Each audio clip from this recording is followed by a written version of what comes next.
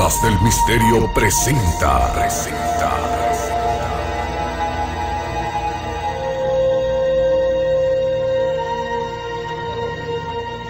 There are not two sides to bigotry, and there are not two sides to hatred. And if you choose to march with a flag that symbolizes the slaughter of millions of people, there are not two sides to that. The only way to beat the loud and angry voices of hate is to meet them with louder and more reasonable voices.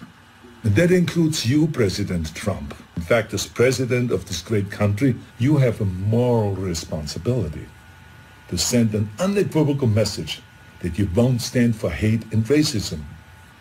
Now let me help you write your speech here a little bit. As President of the United States and as a Republican, I reject the support of white supremacists. The country that defeated Hitler's armies is no place for Nazi flags. The party of Lincoln won't stand with those who carry the battle flag of the failed Confederacy. Was that very difficult? You see, I told you. I have a message to the neo-Nazis and to the white nationalists and to the neo-Confederates. Let me be just as blunt as possible. Your heroes are losers. You're supporting a lost cause. And believe me, I know the original Nazis. I was born in Austria in 1947, shortly after the Second World War. And growing up, I was surrounded by broken men who came home from the war filled with shrapnels and guilt, men who were misled into a losing ideology. And I can tell you that these ghosts that you idolize spent the rest of their lives living in shame. And right now, they're resting in hell. I know that you weren't born with these hateful views. No one is. But the truth is, it's never too late to make the choices, to learn and to evolve, and to understand that all human beings have equal value. If you say, Arnold, hey, I was just at the march, don't call me a Nazi, I have nothing to do with Nazis at all. Let me help you. Don't hang around people who carry Nazi flags, give Nazi salutes, or shout Nazi slogans. Go home.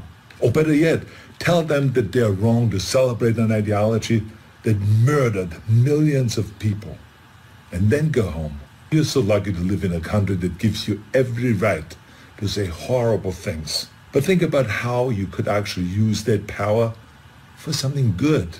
Those of you who have been silent, you must also evolve. I have learned a long time ago that the only way we can really eliminate hatred is to face it head on. This is not always comfortable, of course, but stereotypes about racism, religion, gender, anything else, they're like cancer.